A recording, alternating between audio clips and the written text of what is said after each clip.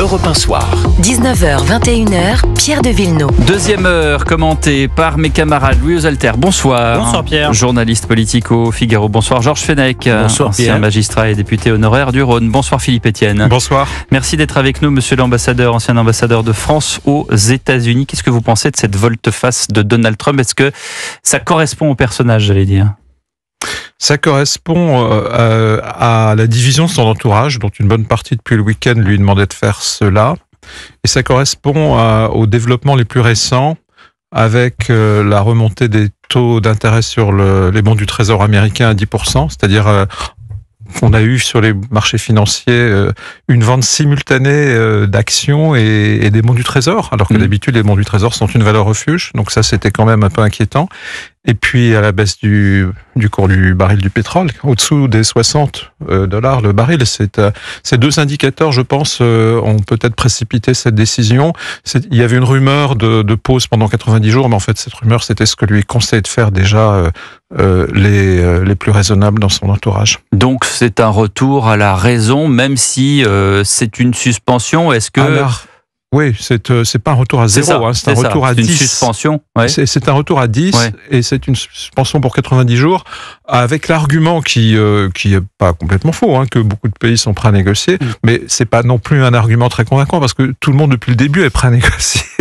Le problème, c'est que... c'est-à-dire qu'il y a eu réunion sur réunion, comme je le disais dans le rappel de titre, il y a eu des nuits blanches, il y a eu des économistes, les 27 se sont réunis, enfin bon... Donc voilà, je pense que c'est la pression des événements, le risque de conséquences encore plus graves, et pas seulement pour les partenaires, mais aussi pour les États-Unis. Et alors en revanche, la Chine, 125%, on était resté à 104, on a l'impression que ça va monter à chaque fois. En fait, on le dit depuis le début, Philippe Etienne, ancien ambassadeur de France aux États-Unis, on le dit depuis le début, le véritable objectif, c'est la Chine pour Donald Trump. Alors, le véritable facteur stratégique pour Donald Trump et pour les États-Unis, c'est la Chine, ça c'est clair. Mais par ailleurs là, la Chine, c'est commode. Pourquoi ? Parce que c'est quand même un recul, et donc ça lui permet en même temps de montrer qu'il reste très ferme. Donc on arrête pendant 90 jours ce qu'on appelle les tarifs réciproques, on garde la baseline, la base de 10%, et puis les tarifs sectoriels déjà décidés sur l'automobile, par exemple, sur l'acier et l'aluminium. On annonce même de nouveaux tarifs sectoriels sur les produits pharmaceutiques, mais surtout on double sur la Chine. Et en même temps, comme ça, on recule sur le reste et on négocie. C'est aussi une façon de montrer que Donald Trump reste ferme. Question de Louis Osalter du Figaro. Est-ce que, je rebondissais sur la question de Pierre sur la Chine, est-ce que ça ne nous confirme pas quand même le fait qu'il suspende hors Chine, qui voit la facture pour le coup s'alourdir, que en fait, quelles que soient les administrations américaines, maintenant l'obsession des États-Unis, c'est l'axe, c'est la bataille qu'ils livrent face à la Chine, et que quelque part, est-ce qu'en Europe nous ne sommes que des victimes quelque part de dommages collatéraux de cette guerre face à la Chine, où c'est quand même un peu plus compliqué que ça?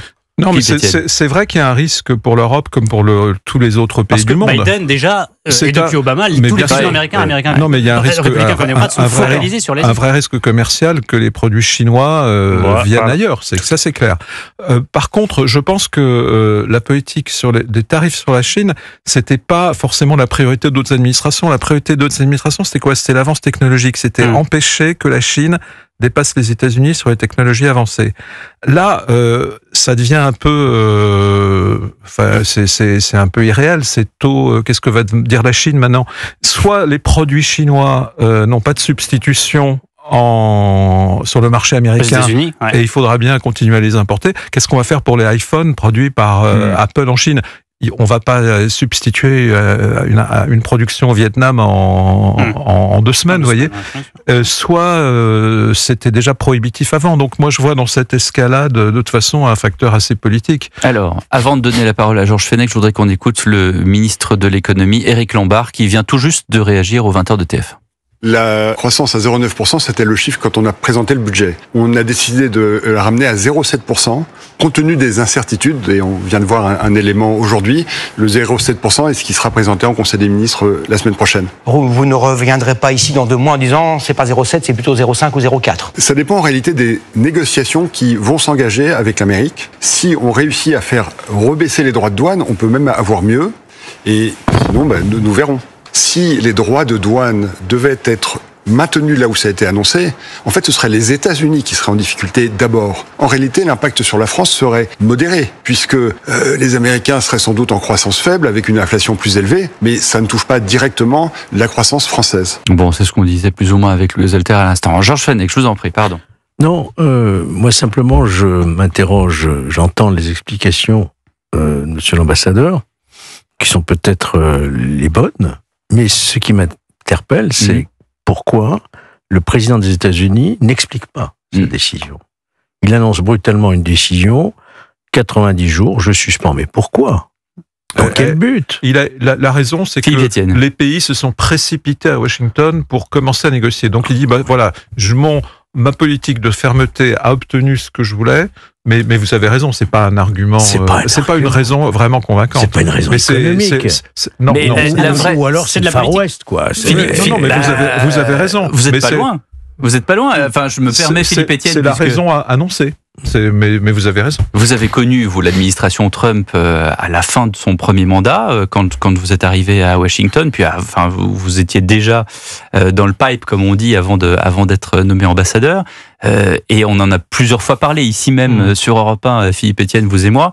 Il y a quand même une façon, en fait. Il y a une méthode qui est celle... j'ai souvent, je sais pas si c'est le bon mot, mais je dis souvent que Trump donne des coups de taser. Donc en fait, il réveille les gens et puis tout d'un coup, on s'organise, on se dit qu'on peut faire autrement. C'est pareil pour l'Europe de la défense qui tout d'un coup a eu la réunionnette aiguë et tout le monde s'est mis d'accord. Je regardais aujourd'hui également les Allemands qui vont massivement investir pour passer de 2 à 5% du PIB dans la défense allemande.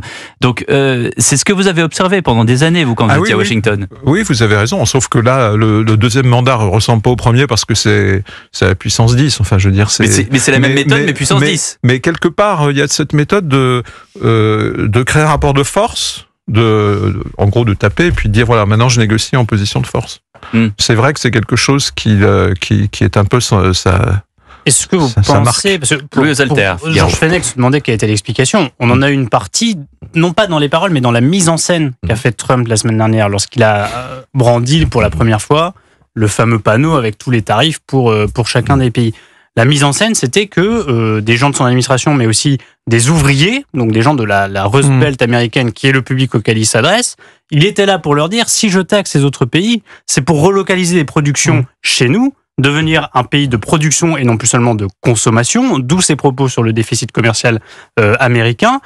Et donc, il a fait de la politique avant de faire de l'économie. Est-ce que vous pensez pas que là, en ce moment, et avec ce revirement, c'est qu'en fait, ses propos politiques et son prisme, qui est d'abord politique, a été rattrapé par la réalité économique américaine et mondiale. Il y a eu effectivement ces tendances ce matin que je mentionnais, inquiétantes sur les marchés financiers, le prix du pétrole, et c'est sans doute ça la vraie raison en fait, et il peut pas la mentionner, vous avez tout à fait raison.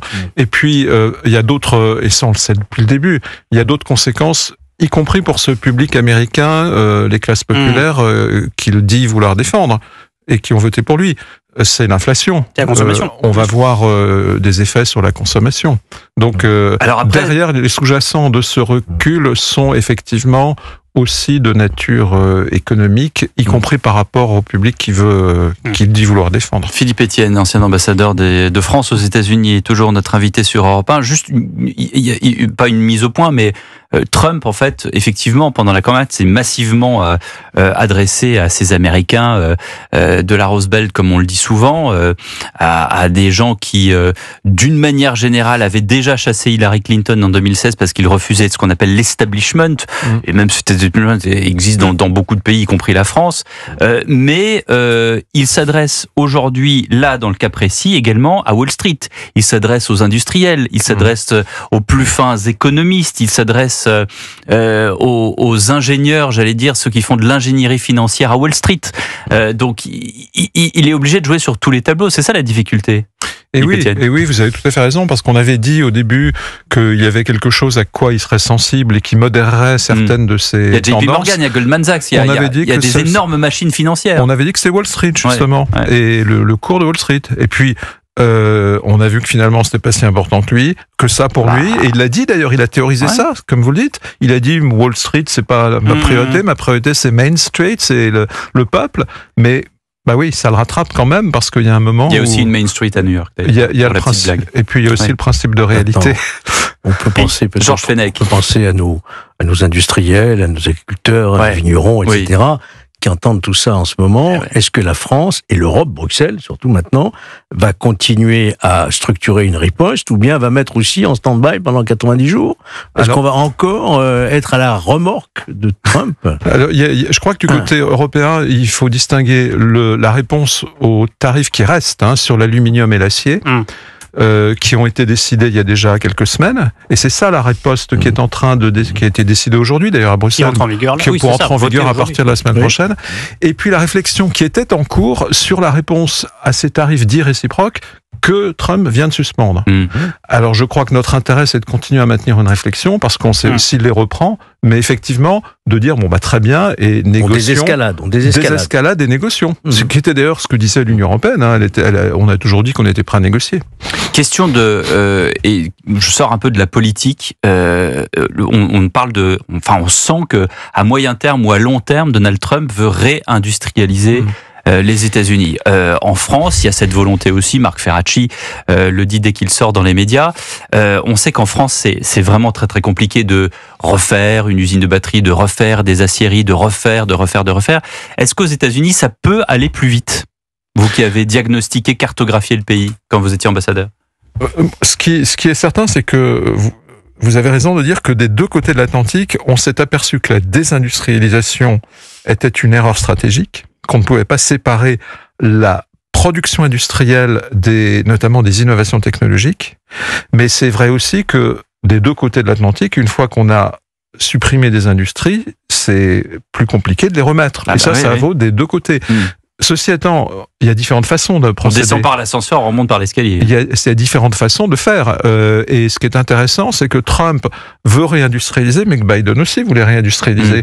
Et Biden avait pris une autre voie, qui était la voie des subventions massives, y compris en attirant nos investissements, les investissements européens aux États-Unis. Et Trump dit aussi, on veut les investissements européens aux États-Unis, mais par une autre voie, la voie des tarifs douaniers, laquelle pourrait le mieux marcher.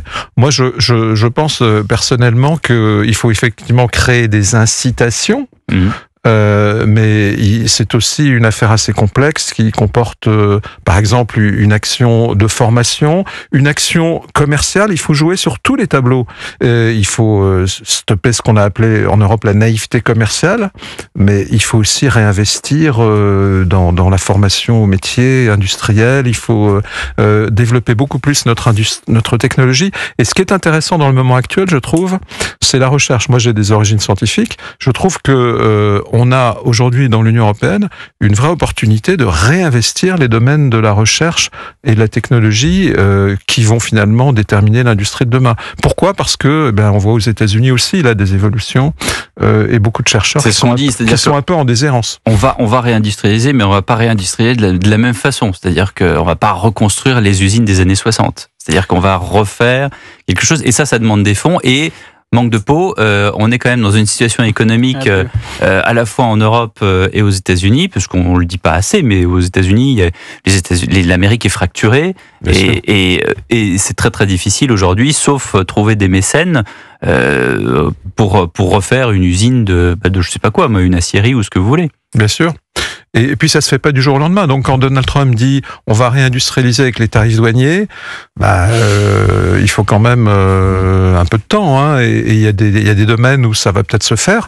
Si une industrie automobile, par exemple, a une capacité de production libre aux États-Unis pour éviter les droits de douane, elle va peut-être l'utiliser, mais ça va pas porter sur 100% de ce qu'il veut ramener ou de ce qu'il veut arrêter d'importer par les droits de douane, évidemment. Philippe Etienne, ancien ambassadeur de France aux États-Unis, notre invité dans Europe 1 Soir. On se retrouve dans un instant. On vous signale également que Au cœur de l'histoire, c'est tous les jours de 15h à 16h sur Europe 1 avec Stéphane Bern qui demain va vous parler, demain jeudi 10 avril, du Titanic, le navire qu'on disait insubmersible. 20h28, restez bien avec nous, à tout de suite.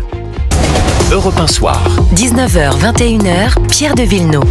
Sur Europe 1, Dans Europe 1 Soir, toujours Georges Fenech, Louis aux Alters du Figaro et Philippe Etienne, ancien ambassadeur de France aux États-Unis. Promis, demain je vous le sors, je sors le son parce que de l'extrait du film, parce que je le cite à chaque fois et plus que jamais encore ce soir, Donald Trump me rappelle le personnage de Gordon Gekko joué par Michael Douglas dans Wall Street d'Oliver Stone. cette phrase où le jeune apprenti qui travaille avec lui dit How much is enough? Quand est-ce qu'on a assez? Et Gordon Gekko répond It's all question of bucks, kid. Rest is conversation. C'est qu'une histoire de fric. Le reste, c'est de la littérature, de la conversation. Oui, ça lui va très bien. Hein. Ça lui va bien, hein, quand même. Oui. Est-ce que vous avez rencontré Elon Musk, Philippe Etienne? Oui, je l'ai rencontré rapidement, mais effectivement, ça m'est arrivé parce que on a aussi des discussions avec ces entreprises. C'est quand même un entrepreneur qui... Bruno Le Maire voulait l'usine Tesla en France et non pas à Berlin. Oui, et puis même une fois l'usine faite à Berlin, ce sont des entreprises qui ont beaucoup d'intérêt. Donc bien sûr, on a moins de débit en attendant. Je pensais que vous alliez me dire beaucoup de volume, mais là, ça se casse un peu la gueule, Tesla. Alors effectivement, sur Elon Musk, il y a une question qui se pose. A-t-il lui-même intérêt à rester dans cette position qu'il a prise de fort soutien dans la campagne, mais aussi de fort investissement dans cette action du président Trump? On peut se poser la question à la fois à partir de la capitalisation de ces entreprises en bourse ou de l'opération de certaines de ces entreprises comme Tesla. Mais je vais vous répondre par une question, non pas que je sois jésuite, mais il y a quand même quelque chose qui me travaille, parce que Elon Musk, vous l'avez remarqué, c'est pas un personnage comme un autre, c'est un visionnaire. Il a des comment dirais-je, des coups de... Il a dans sa besace des coups de poker qu'il a prévus longtemps à l'avance, qui sont à chaque fois pour étonner les uns et les autres. Souvenez-vous, la capitalisation boursière de Tesla est arrivée. Ça a été des milliards de dollars tout de suite, mais juste avant, il y a eu un gap et plus aucun investisseur ne lui faisait confiance. Il y a eu cette période de l'histoire pour Elon Musk. Est-ce que, et je pose la question de façon totalement candide, Philippe Etienne, est-ce que Musk ne se dit pas, et c'est la raison pour laquelle Tesla ne sort pas de nouveaux modèles de voitures, est-ce que Tesla, pour lui, c'est pas du passé déjà? Et il se dit, tant pis, s'il faut s'aborder Tesla, on s'aborde Tesla, et puis il y a un autre projet qui sortirait de nulle part, je sais pas lequel, et il serait capable, parce que finalement, l'argent pour Elon Musk, c'est pas si important. Bon, de toute façon, il en a déjà beaucoup, donc il peut considérer que c'est moins important pour lui que pour d'autres. Mais je pense que vous avez raison. Je pense que c'est un homme qui a ajouté de nouveaux défis à tous ceux qu'il avait lancés. Et aujourd'hui, par exemple, on voit qu'il s'intéresse beaucoup à l'intelligence artificielle. Bon, enfin, c'est pas nouveau. Hein. Est-ce que pour lui, la bagnole, c'est pas déjà du passé, la voiture électrique, tout ça? Il vient cocher la case. Il vient, je crois, de faire un investissement dans l'intelligence artificielle. Ouais. Et deux choses qui vont dans votre sens. Il avait ce projet de train hyper rapide, Hyperloop, dont on n'entend plus parler. Ouais. Mais maintenant, avec la nouvelle administration, il a un projet qui est quand même qui fait rêver, c'est Mars. Donc vous avez sans doute raison. Donald Trump a encore eu des quotes là-dessus, je crois, hier. Oui. Sur la priorité, c'est d'envoyer des gens sur Mars. Et moi, je dirais, mais j'ai peut-être surinterprété certaines des choses qu'ont dit à la fois Elon Musk et Donald Trump ces derniers jours, parce que vous savez, on les interroge sur est-ce que vous allez rester ensemble, président Trump, ça vous gêne pas d'avoir Elon Musk avec tout ça? Et ils ont toujours dit non, on est très potes, ils ont même été ensemble voir Fox News. Mais récemment, on les a sentis tous les deux en train de dire, mais ça va peut-être pas durer éternellement dans cette position. Et il y a eu la phrase de J.D. Vance qui a dit, une fois sa mission terminée, et donc, on le remerciera. Oui, mais on se demande si ça prépare pas en quelque sorte une séparation, mais à l'amiable, pour rester bon copain. Elon Musk considérant que ses affaires méritent qu'il retourne s'en occuper un peu, et Donald Trump voyant que Elon Musk a pas trop apporté de popularité récemment, puisque vous savez, je ne sais pas si vous avez suivi cette élection dans le Wisconsin. C'était une élection partielle, mais très importante parce que... Là, ces derniers jours. Oui, il y a 10 jours. Pour une juge, c'est ça. Voilà, c'était en même temps que 2 élections partielles en Floride. Et cette élection décidait de la majorité à la Cour suprême du Wisconsin. Alors, vu de Paris, on peut dire que c'est pas très important. Bah si, en fait, les cours suprêmes dans chaque État décident, par exemple, des cartes électorales. Et c'est quand même important pour les élections parlementaires à demi-parcours. Eh bien, Elon Musk a décidé, je ne sais pas pourquoi, de s'investir pleinement dans cette campagne du Wisconsin. Il a été distribué ses chèques, enfin comme il avait fait. et ça a été un échec complet pour le Parti républicain. Donc, on voit que peut-être il y a cette stratégie, mais encore une fois, je surinterprète peut-être, de retrait à un moment ou à un autre. Ce qui ne veut pas dire que les deux personnages se disputeraient, hein. Ça veut simplement dire qu'ils seraient d'accord pour... voilà. 20h36, on est toujours dans Europe 1 Soir avec Georges Fenech, avec Louis Alter, Philippe Etienne, ancien ambassadeur de France aux États-Unis. Donc vous connaissiez, vous avez très bien connu Trump, vous avez connu Elon Musk, on vient d'en parler. Vous connaissez surtout Emmanuel Macron, puisque c'était donc déjà Emmanuel Macron, le président de la République, qui vous a justement envoyé aux États-Unis par l'intermédiaire du Quai d'Orsay, bien sûr.